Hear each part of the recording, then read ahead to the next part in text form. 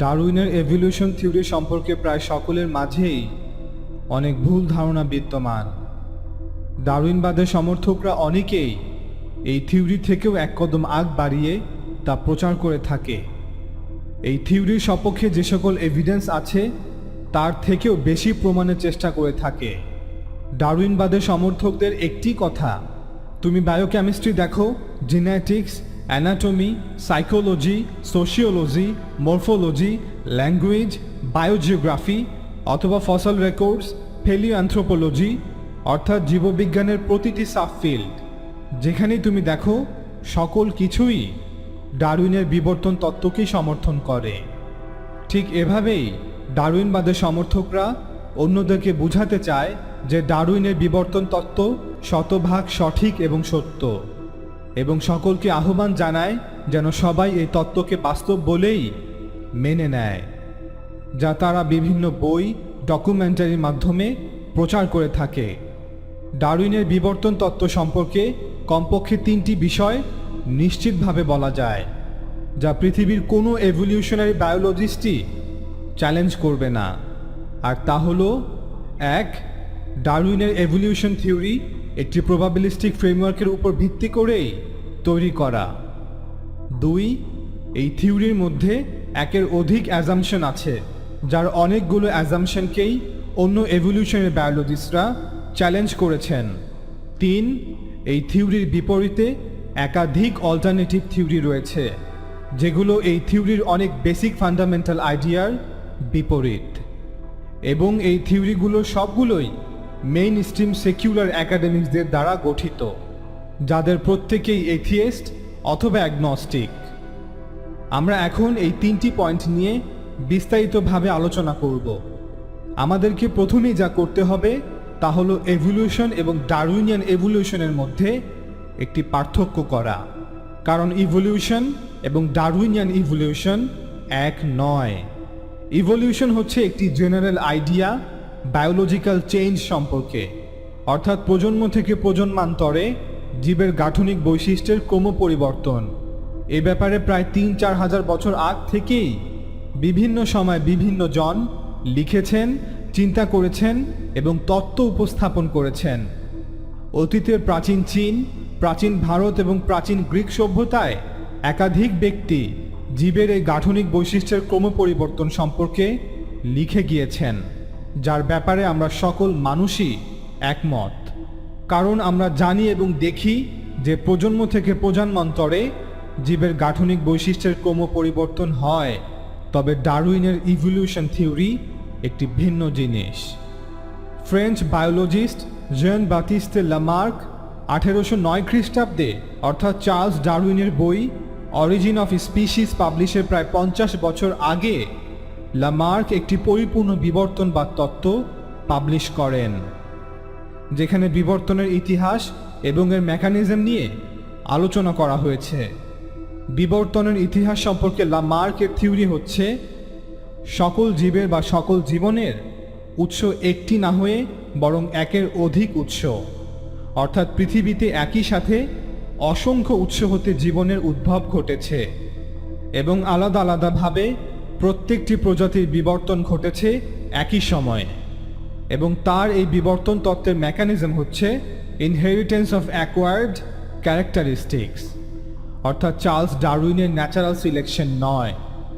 লামার্কের বই পাবলিশের প্রায় 50 বছর পর 1859 খ্রিস্টাব্দে চার্লস ডারউইন তার বই অরিজিন অফ স্পিসিস পাবলিশ করেন, যেখানে বিবর্তনবাদের নতুন একটি থিওরি উপস্থাপন করা হয়, যা ছিল একটি কমপ্লিট প্যারাডাইম শিফট, যেখানে বিবর্তনের ইতিহাস সম্পর্কে বলা হয় যে না, অনেকগুলো প্যারালাল ইভলিউশন না হয়ে বরং একটি অরিজিন, সকল প্রাণের মাত্র একটি উৎস। এবং এভাবে তিনি ট্রি অফ লাইফের ধারণা উপস্থাপন করেন, এবং তার এই বিবর্তন তত্ত্বের মেকানিজম বা ড্রাইভিং ফোর্স হচ্ছে ন্যাচারাল সিলেকশন বা প্রাকৃতিক নির্বাচন। সুতরাং আমি যা বলতে চাচ্ছি তা হলো বিবর্তন এবং ডারউইনের বিবর্তন তত্ত্ব এক জিনিস নয়। দেখবেন নাস্তিকরা প্রায় বলে থাকে ডারউইনের বিবর্তন তত্ত্ব অ্যাবসোলিউটলি ট্রু, কিন্তু আপনি যখন তাদেরকে জিজ্ঞেস করবেন যে কেন ডারউইনিয়ান এভলিউশন থিওরি অ্যাবসোলিউটলি ট্রু, তখন তারা আপনাকে এই প্রমাণ দিবে না যে কেন the tree of life absolutely true, অথবা তারা আপনাকে এই প্রমাণ দিবে না যে ট্রি অফ লাইফের পেছনে প্রাকৃতিক নির্বাচনই হচ্ছে ড্রাইভিং ফোর্স। তারা আপনাকে বলবে যে প্রজাপতি দেখো, তাদের পরিবর্তন বিবর্তন হয়, অথবা ব্যাকটেরিয়াকে দেখো, তাদের বিবর্তন হয়, অথবা মানুষকে দেখো, মানুষের শারীরিক গঠন, গায়ের রং দেখো, বিভিন্ন অঞ্চলে মানুষ বিভিন্ন রকম, এগুলো সবই বিবর্তন। এর জবাব, হ্যাঁ আমরা সবাই তা দেখছি, আর এ ব্যাপারে কেউই দ্বিমত পোষণ করছে না, এমনকি কোনো আদিম যুগের মানুষও এ ব্যাপারে দ্বিমত করবে না। কিন্তু আমরা কথা বলছি ডারউইনিয়ান ইভলিউশন থিওরি নিয়ে, যা একটি বিবর্তন ইতিহাস বর্ণনা করছে, অর্থাৎ ট্রি অফ লাইফ, এবং যা ড্রাইভিং ফোর্স হচ্ছে ন্যাচারাল সিলেকশন। মূল ধারার সেকুলার একাডেমিকদের ভাষ্য মতে এটা খুবই difficult to calculate or describe যে গত 400 কোটি বছরে পৃথিবীতে প্রকৃত অর্থে কি হয়েছে। পৃথিবীর অন্যতম বিখ্যাত পিয়ার রিভিউড জার্নাল সায়েন্সে একটি অ্যানালজি উপস্থাপন করা হয়েছে, আর সেটি হলো, ধরুন আপনাকে লিও টলস্টয়ের ওয়ার অ্যান্ড পিস বইটি থেকে মাত্র 13টি পৃষ্ঠা র্যান্ডমলি সিলেক্ট করে দেয়া হলো, যেখানে পুরো বইটিতে প্রায় 5 লক্ষ শব্দ আছে, এবং বলা হলো এই 13 পৃষ্ঠার আলোকে যা র্যান্ডমলি সিলেক্ট করে দেয়া হয়েছে বাকি পুরো গল্পটি মিলিয়ে দিতে বা পুরো বইটি সম্পূর্ণ করে দিতে। এর ফলাফল কি দাঁড়াবে? নিশ্চিতভাবেই এক একজন এক এক গল্প নিয়ে আসবে। ঠিক একই সমস্যা ডারউইনের বিবর্তনবাদ তত্ত্বের সাথে, ফসল রেকর্ডের সাথে। দ্বিতীয়ত, দ্য ন্যাশনাল সায়েন্স ফাউন্ডেশনে প্রকাশিত একটি স্টাডি অনুযায়ী, যা পাবলিশ হয়েছে 2016 মে মাসে, যেখানে বলা হয়েছে 99.999% প্রজাতিই হল আনঅবজার্ভড।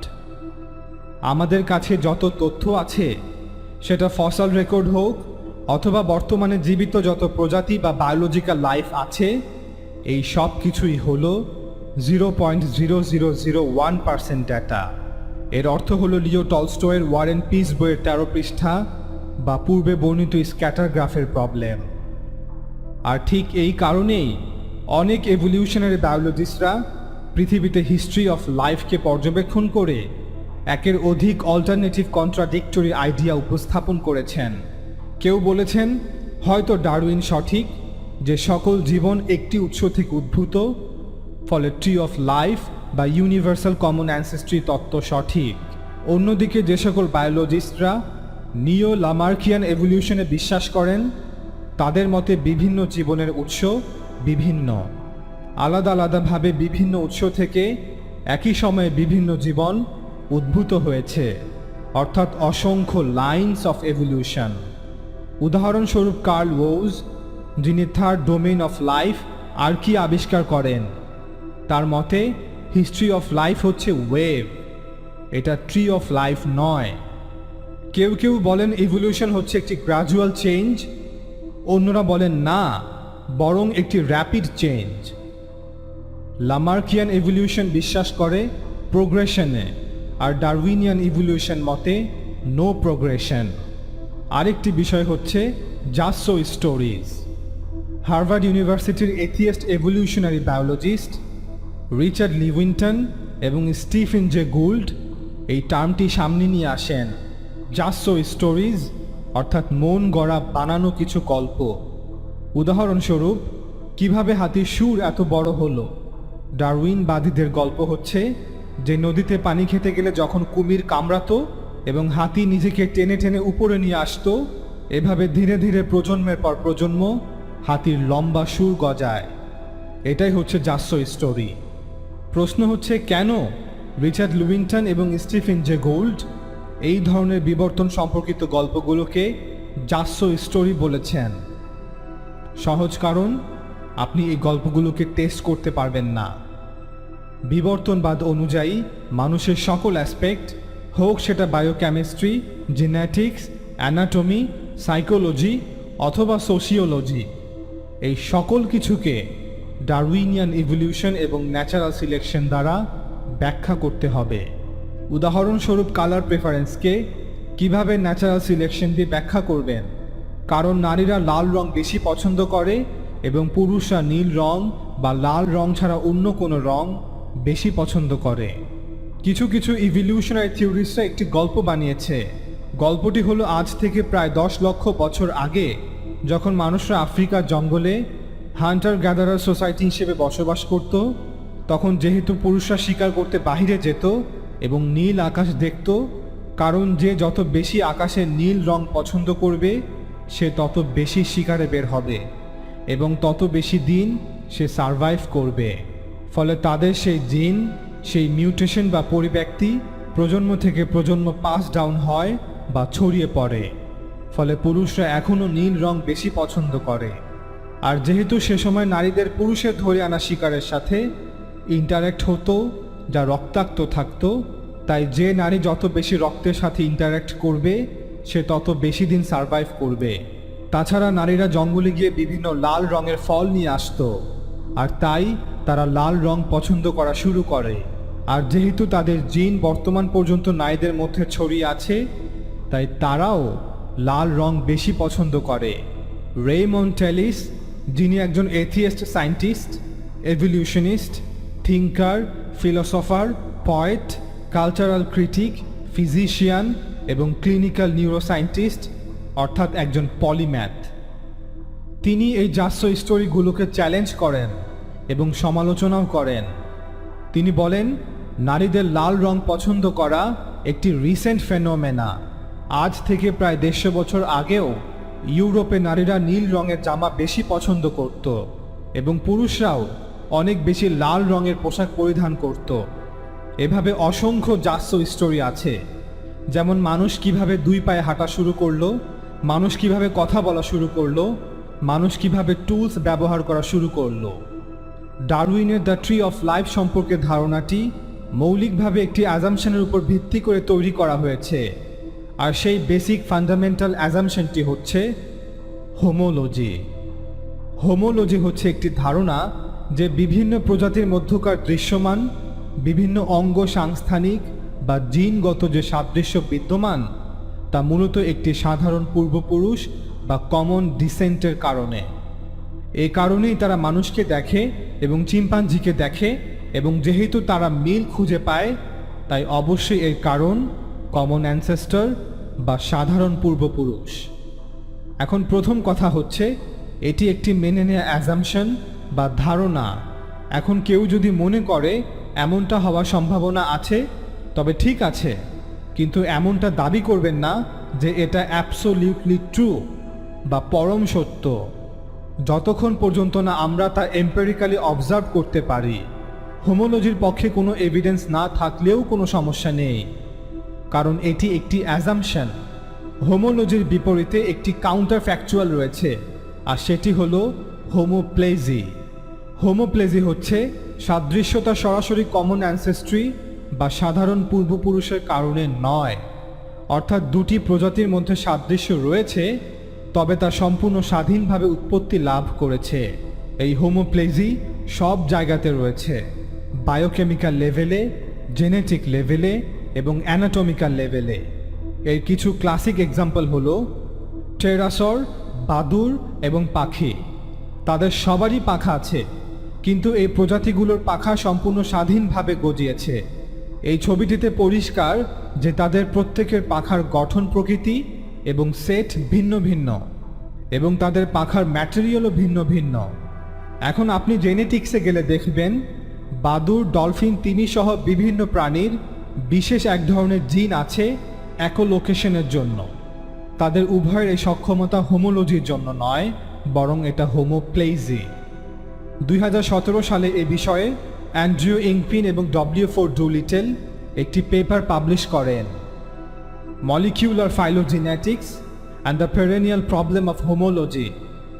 সেখানে তারা প্রবলেম অফ হোমোলজি নিয়ে আলোচনা করেন যে আমরা বিভিন্ন প্রজাতির মধ্যে সাদৃশ্য দেখে বলে দেই যে তাদের অ্যানসেস্টর এক, কিন্তু অন্যদিকে জেনেটিক্যালি এমন অনেক উদাহরণ রয়েছে যেগুলো সিমিলার, তবে এর কারণ কমন অ্যানসেস্টর নয়। এর আরেকটি ক্লাসিক্যাল এক্সাম্পল হচ্ছে থাইলাকসমিনাস অ্যাট্রাক্স এবং স্মাইলোডন সেভারটুথ টাইগার।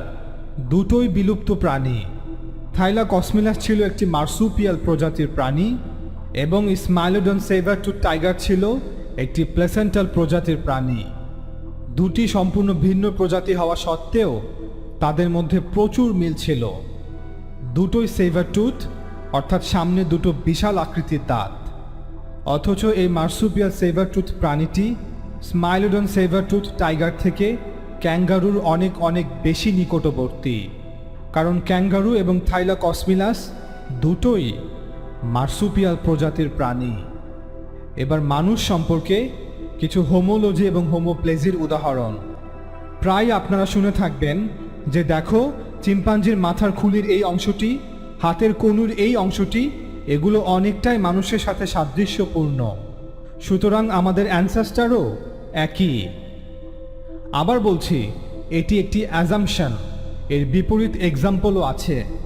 মানুষের অন্যতম সবচেয়ে বড় বৈশিষ্ট্য হচ্ছে মানুষের কথা বলতে পারা, আমাদের মুখের ভাষা, যা অত্যন্ত জটিল এবং নিখুঁত।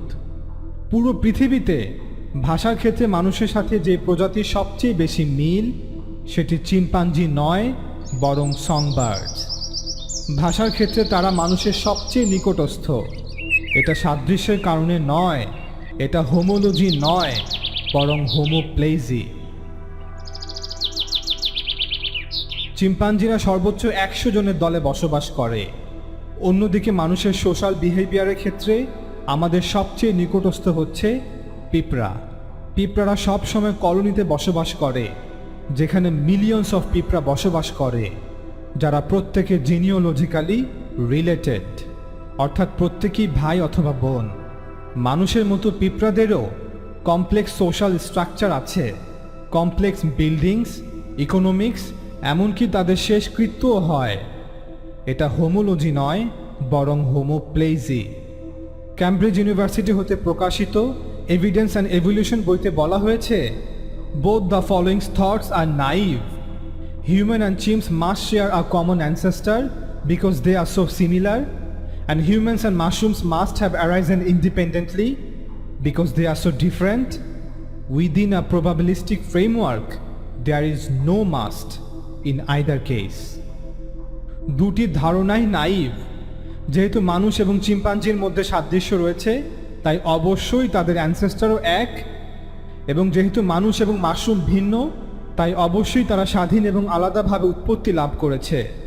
অথচ প্রবাবিলিস্টিক ফ্রেমওয়ার্কে অবশ্যই বলতে কিছু নেই।